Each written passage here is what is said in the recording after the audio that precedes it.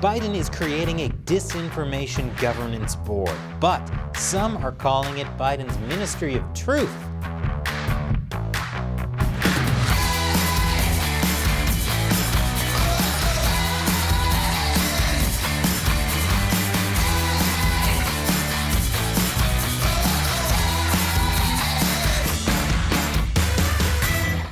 Welcome to America Uncovered. I'm Chris Chappell. President Joe Biden wants to fight disinformation. That was one of his campaign trail promises. And let's face it, the internet is chock full of disinformation. Cats don't eat cheeseburgers. That's outrageous. But fighting disinformation is tricky because who gets to decide what is or is not true? The government can't actually control what people say. That would be a violation of the First Amendment. That's why the Biden administration has been encouraging social media platforms to do it for them. We're flagging problematic posts for Facebook that spread disinformation. I make a special appeal to social media companies and media outlets. Please deal with the misinformation and disinformation that's on your shows. It has to stop. Nothing unconstitutional about that. But now the Biden administration has ramped up its efforts to fight disinformation. And just to note, even though there are some technical differences, people often use disinformation and misinformation interchangeably. So last week, the Department of Homeland Security announced the newly formed Disinformation Governance Board. Oh boy, the Department of Homeland Security gets more powers! Yay! When has that ever been a bad idea? I can't think of any. Please don't tap my phone. Homeland Security Secretary Alejandro Mayorkas says the purpose of the Disinformation Governance Board is to protect the midterm elections and to counter misinformation coming from Russia and migrant smugglers. Wait, migrant smugglers? I mean, we've all heard about Russian disinformation. Even this guy has heard of Russian disinformation, and he literally lives under a rock. But apparently, migrant smugglers, essentially human traffickers, use disinformation too. They've used Facebook to lure illegal immigrants to the country, promising easy and fast asylum in the U.S. This feeds the false hope the migrants will be released by U.S. Border Patrol rather than sent back to Mexico. That's part of what has caused massive border surges. That's why the newly formed Disinformation Governance Board will immediately begin focusing on misinformation aimed at migrants. Mayorkas called misinformation from Russia and Latin America a threat to Homeland Security.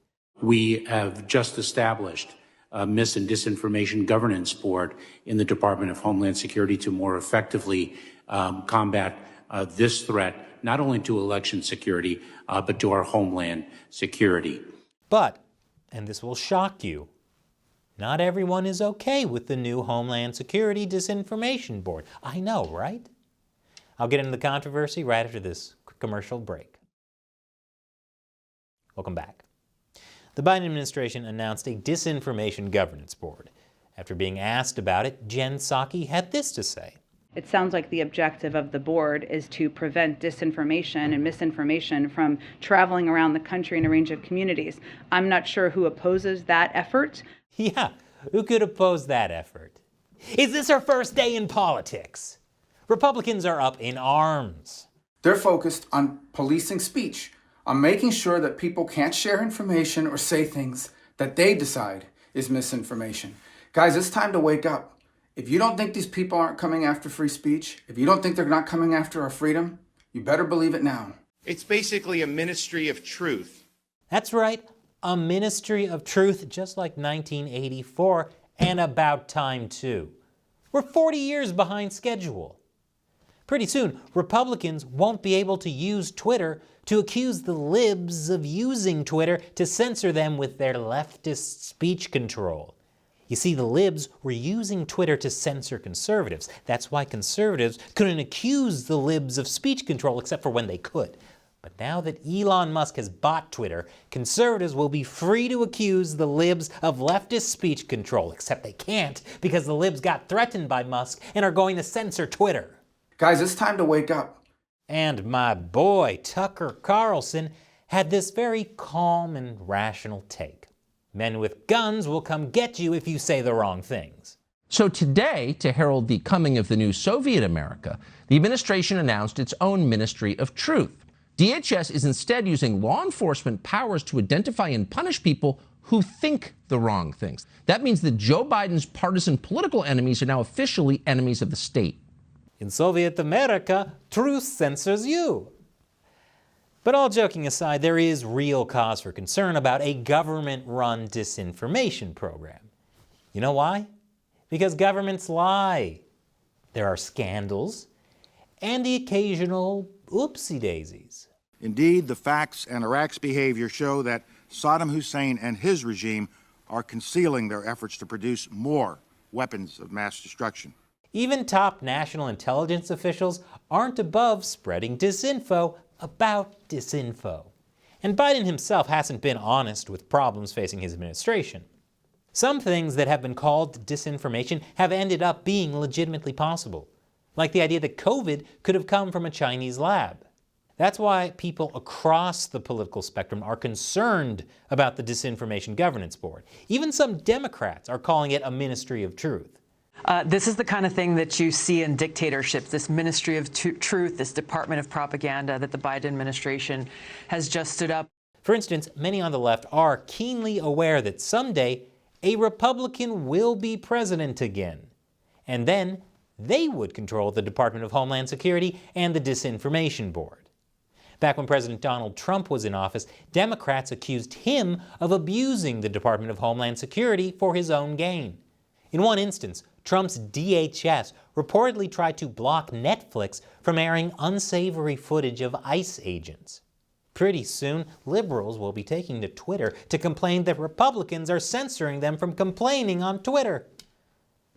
The New Republic, a progressive magazine, says that Disinformation Board will undoubtedly be weaponized by the next Republican president and used to spread lies and disinformation with the legitimacy of the federal government behind it. Wow, exactly what conservatives are saying the current Democratic president will do. I'm very tired. So, will the government be sending men with guns to our doors if we say something the current regime doesn't like? I'll look at what the Disinformation Governance Board actually does right after this break. Welcome back. And I'm happy to say during the break, men with guns didn't come knocking on my door. Probably because YouTube just demonetized us and there was no break, so they didn't have time to get here. Please support us on Patreon or locals. So critics are calling Biden's Disinformation Governance Board a ministry of truth that will suppress free speech. But what does it actually do? How does it work? Why does it exist? The problem is, no one really knows. Now, there is no evidence the Biden administration created the Disinformation Governance Board to specifically counter Elon Musk or police people's thoughts. But there's also no information, period. The Department of Homeland Security hasn't issued many specifics, including whether and how much it might monitor disinformation from our own citizens, and whether what it would do would amount to policing. As far as we know, the board might function more as a producer of documents and media aimed at countering disinformation, but that's just speculation. One thing that is known is who will head the board: disinformation expert Nina Jankowicz.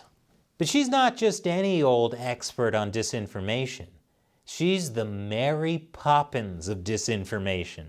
Pondering is really quite ferocious. It's when a huckster takes some lies and makes them sound precocious by saying them in Congress or a mainstream outlet. So disinformation's origins are slightly less atrocious. I'm very, very tired.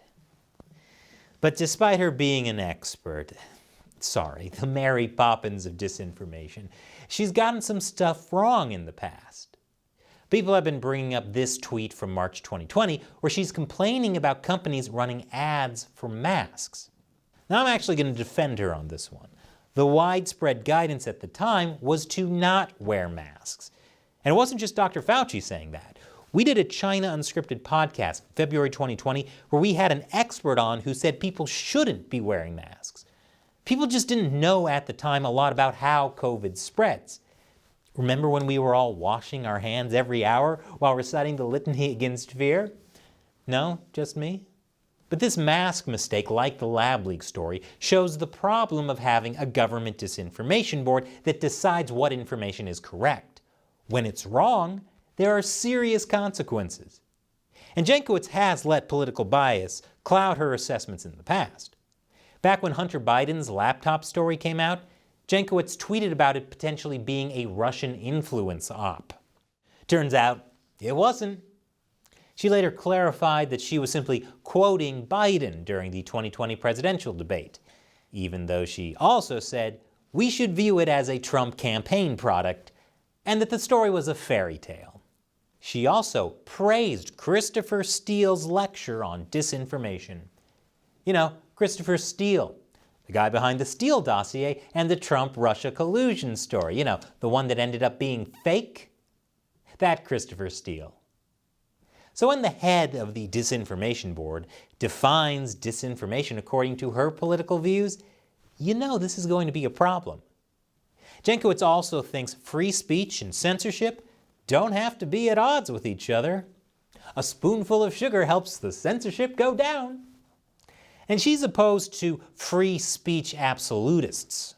Now in context, she's saying there needs to be restraints on hate speech and harassment. And as the Mary Poppins of disinformation, I think she and Homeland Security will do a great job keeping us all safe from the bad people, using an opaque Disinformation Governance Board we don't know anything about yet. I can see it now. Disinformation, the musical! After all, if you can't trust the government, who can you trust? So what do you think? Let us know in the comments below. And we could not make this show without the support of viewers like you. You can help us fight government disinformation for as little as $1 per episode over on patreon.com/AmericaUncovered or on our exclusive censorship-free social media platform on AmericaUncovered.locals.com. The links to both are in the description below. Once again, I'm Chris Chappell. Thanks for watching America Uncovered.